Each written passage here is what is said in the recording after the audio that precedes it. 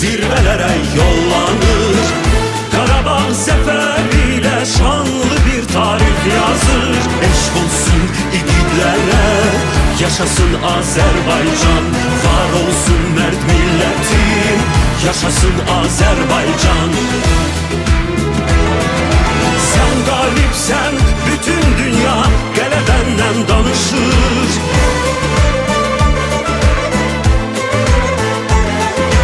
Odlar yurdum, ana vətən, zəfər sənə yaraşır. Eşq olsun igidlərə, yaşasın Azərbaycan. Var olsun mərd millətim, yaşasın Azərbaycan.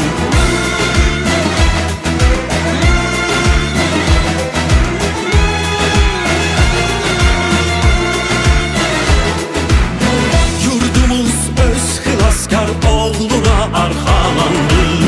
Bayrağımız hər qarış torpaqda dalğalandı. Bu xalqın qəlbi, ruhu, canı Azərbaycandır. Eşq olsun igidlərə, yaşasın Azərbaycan. Var olsun mərd millətim, yaşasın Azərbaycan. Sen galipsen, bütün dünya qələbəndən danışır.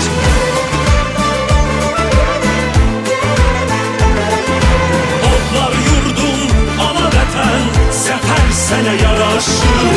Eşq olsun igidlərə, yaşasın Azərbaycan. Var olsun mərd millətim, yaşasın Azərbaycan.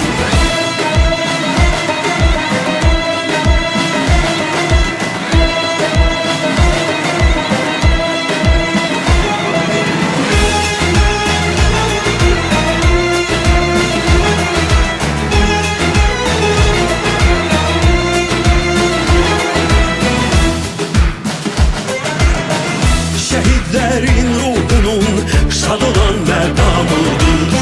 Hər damla qanı belə torpağa salamıdır. Yurdumuz qəhrəmanlar, igidlər məkanıdır. Eşq olsun igidlərə, yaşasın Azərbaycan. Var olsun mərd millətim, yaşasın Azərbaycan. Sen galipsen, bütün dünya qələbəndən danışır.